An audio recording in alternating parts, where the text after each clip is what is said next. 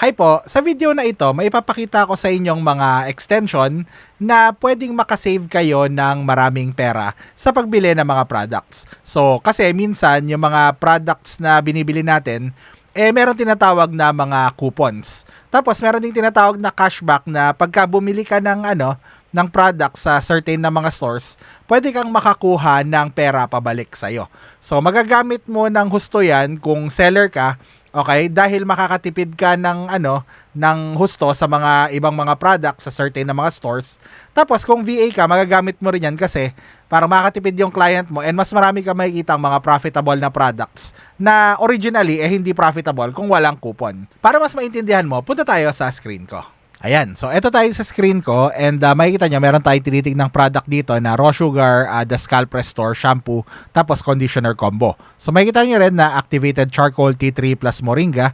So ayan, same na medyo iba lang yung packaging I guess ng konti or pareho ba?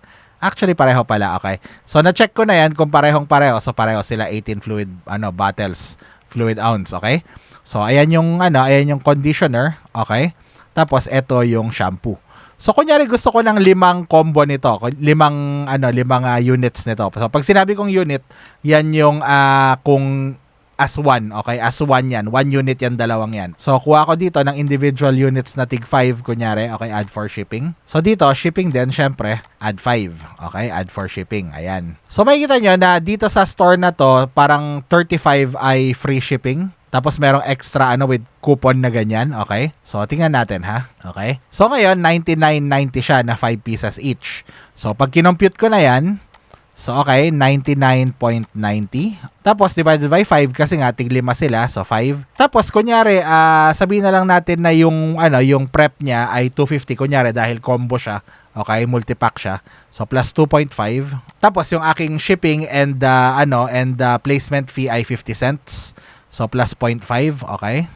So, yan. So, babalik tayo rito. Tapos, i-compute na natin. So, buksan natin AMZ, Scout. Ayan. So, 44.77 yung price nito. Okay. Paano ko nakuha yun dito sa Kipa? Okay, yan. 44.77 siya ngayon at this moment. Ayan. So, ilalagay ko yung 44.77 dito sa price niya. Tapos, yung na-compute ko ay 22.98. So, ayan, nilagay ko na. Okay. So, makikita nyo rito na yung ROI niya ay 34.98. Profit per unit niya ay 8.04. So yan, 'di ba? Profitable na siya. So may 34% na ROI tapos may $8 na profit per unit. So pero tingnan natin ha, may gagawin ako.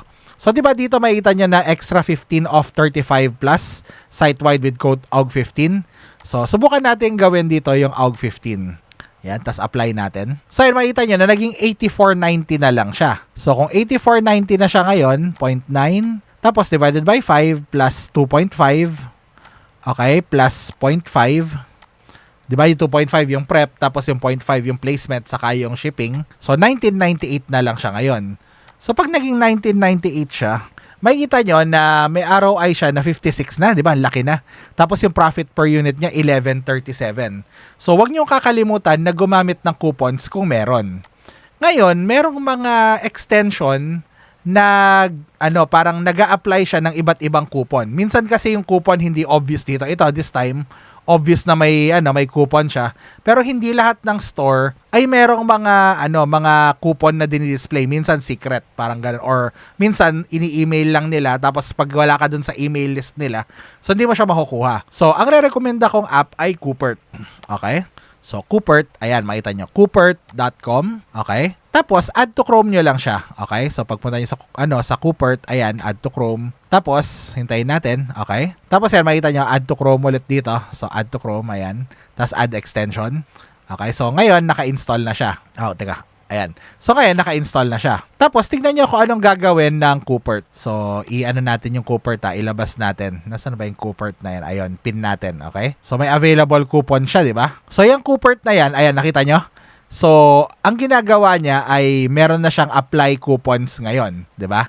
Ang gagawin ko lang ay apply coupons, tapos automatic na siya magra-run. Hintayin natin na ira-run yan. Dito nyo. So yan, di ba? Nira-run niya isa-isa lahat ng coupons na meron siya. Imbis na yung AUG15 lang yung coupon natin, so potentially meron pa tayong ibang mga coupons na pwedeng makita. So ang gagawin niya, ira-run niya isa-isa lahat ng coupons na meron sa record niya. Tapos kung ano yung pinakamalaking discount, yun yung i-apply niya. So nakita nyo kanina $15 so far, tapos ngayon 20 na. So yan, AUG 20 na yung in-apply niya, di ba? So ngayon, mas malaki na yung discount natin. Kung ginamit natin kanina yung yung AUG 15, so wala naman nakasulat na AUG 20, di ba? So ngayon nag-Coopert tayo, nakita natin na meron palang AUG 20, di ba? Na hindi natin alam kanina. So ko-compute na naman natin ngayon, 79.9 divided by 5 plus $3 na lang. Okay, 250 plus 5. Okay, plus $3. Ngayon, ibis na 1998 ay 1898 na siya. So, 18.98. At makikita nyo rito na super lumaki na naman yung ROI. 65 na siya ngayon. Tapos, 12 na yung profit per unit niya, 12.37. So, nakita nyo. So, maganda itong Coopert na ito. So, wag niyo kakalimutang install yan. Marami pang iba na mga ganyan, na mga Chrome extension para sa discounts, para sa mga coupons. So, isa sa mga yan ay Honey. So, ganyan din siya gumagana. Okay, Honey. Meron pang iba, kunyari, yung mga Rakuten, ganyan. Pero ngayon, ang gusto ko ipakita sa inyo na side ng Rakuten ay yung cashback. So, punta tayo sa Rakuten.com. Okay? Yan. Rakuten naman tayo. So, Google is your friend. So, ngayon, ang gagawin nyo ay add to Chrome. Hintayin natin, ha? Ayan, add extension. So, hintayin natin siyang ma-install. Ayan, so, na-install na yung Rakuten. Balik tayo rito. So, balik tayo dito. Tingnan natin. Ayan, kung ano mangyayari. Tapos, ipipin ko rin yung Rakuten. Hanapin natin. Ayan. So, yung Rakuten na yun, makita nyo, nagbi-blink-blink siya, di ba? So, pag nag-blink siya na ganyan, pwede nyo siyang i-click. Tapos, ayan, makita nyo, kailangan yung mag-member sign in. So, gumawa kayo ng account dito, continue with Google, o kaya mag-sign in kayo gamit yung inyong email and password. So, gawin natin yan, mag-sign in tayo, okay? Yan, kunyari yan. Ginamit ko yung Google. So, continue. Yan. So, hintayin natin ayan. So, sign in na ako, di ba? So, ang next na gagawin ko ay dapat meron kayong PayPal account. So, hopefully meron kayong PayPal. So, pupunta ako dito. Tapos, big fat check history, ayan. So, pwede tayong pumunta dyan para makita natin yung cashback natin. Ang ginagawa nitong Rakuten, binibigyan kanya ng pera para sa mga purchases mo. So, tingnan natin, cashback balance, yan. So, wala pa, di ba? Kasi hindi pa tayo bumibili. So, tingnan natin. Punta tayo sa account settings. Ayan. Tapos, dito sa big fat check, hopefully, meron kayong PayPal. So, i-connect nyo yung inyong PayPal dito. Okay? Hindi ko na ipapakita yan, pero, i-click nyo yung change PayPal account. Tapos, ilagay nyo yung PayPal email ninyo. So, anong ginagawa ng Rakuten? So, ang ginagawa niyan ay ito, pag inactivate nyo siya, 2% cashback. So, kung ano yan, 79.90 yan, yung pagkakabili nyo, 79.9, okay, times 2%. So, makakakuha kayo ng $1.59 or $1.60 kung rounded off yan, di ba? Na otherwise, hindi nyo makukuha kung wala kayong Rakuten. So, sayang yung pera, di ba? Kahit sabihin mo na ganyan lang siya, pwede siyang maipon. Na habang bumibili ka ng products, may ipon siya ng may ipon, tapos extrang pera din. 'Di ba? Pero ayan, tingnan natin na how do I earn cashback? Tingnan natin 'to. Ayan, so mo, 'di ba? Get paid via PayPal, sabi niya. So once you make an eligible purchase, we'll add the cashback to your account. 'Di ba? Isipin mo, ipapadala nila.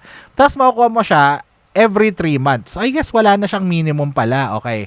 So, nung ginagamit ko siya noon ay meron siyang minimum na parang 25 yata bago nila ibigay. Pero isipin mo, every 3 months bibigyan ka nila ng libreng pera, 'di ba? Tapos ang Rakuten, meron din siyang mga coupons. So, meron din siyang mga coupons dito. Parang rin siya, nalilitaw-litaw din siya kung minsan na may coupons. Pero ang suggestion ko is Coopert yung gamitin ninyo para sa mga coupons. Tapos, saka nyo i-activate yung Rakuten. Kasi ang nangyayari, pagka inunan yung inactivate yung Rakuten, tapos inactivate yung Coopert, pwedeng ma-deactivate yung Rakuten. So, laging ihuli nyo yung Rakuten. So, ang gagawin lang naman dyan, ay yan, ikiklik nyo lang yan. Tapos, i-activate nyo siya. Okay, activate 2% cashback. Tapos, ayan, hintayin nyo, may maglo-load na screen. Yan, nakita nyo, 2% cashback activated. Gawin nyo to bago kayo bumili. Okay, pag nabili nyo na, wala na, sorry, na-miss nyo na. Okay, bago nyo bilhin yung item, gawin nyo na muna to. Okay, so, hintayin natin, ha? Ayan. So, pag blue na siya, activated na, di ba? Activated na yung kanyang cashback. Okay, so, your cashback has been activated. Tapos, ang gagawin nyo lang ay bilhin yan. So, proceed to checkout, tapos pay nyo na. Tapos, may ipon yung 2% na yan sa account niyo. So, kada bumibili kayo ng product, naiipon unti-unti yung pera na yan. Tapos, extrang pera din yan sa inyo. Okay, di ba? Sayang, di ba, kung hindi nyo gagawin yan. So, please po, install nyo yung Coopert or kung gusto nyo, maghanap kayo, i-google nyo lang yung mga coupon coupon extensions. Okay, tingnan natin kung ano yung available dyan. Punta tayo sa Google. Okay, coupon extensions. Okay, so makita nyo merong mga I guess Karma or yan yung Rakuten, nandyan siya. Honey, nandyan siya. Ano pa ba yung mga meron dyan? WebMonkey, I guess.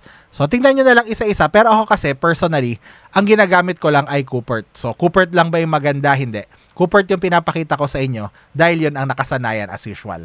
Okay, pero feel free na maghanap ng iba-ibang mga coupon sites. Tapos i-check niyo siya. Kunyari, yung Pi na yan, siguro okay yan. Hindi ko pa nagamit tong mga to. Pero alam niyo yun, sayang, 'di ba? Sayang yung discount na makukuha niyo kung kayo yung seller, sayang yung cashback na makukuha niyo kung kayo yung seller. And kung VA ka, kung i-allow ka nung kliyente mo, pwede kang mag-Rakuten kung ikaw yung nagpo-purchasing para doon sa client.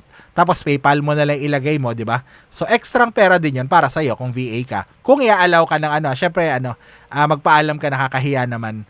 Pero most ng mga clients naman papayag naman sila pag nagsabi ka. So 'yon, extrang pera din 'yung nababalik sa iyo, 'di ba? So tandaan niyo mabuti 'yan kasi this will really save you money. Kagaya ng nakita nyo kanina. Tapos yung cashback, it will really parang give you some more money para ipondo dito sa inyong sa inyong business. Or kung VA kayo, extrang pera yan on top of your sweldo, 'di ba? So, yun lang po and maraming salamat and I'll see you next video.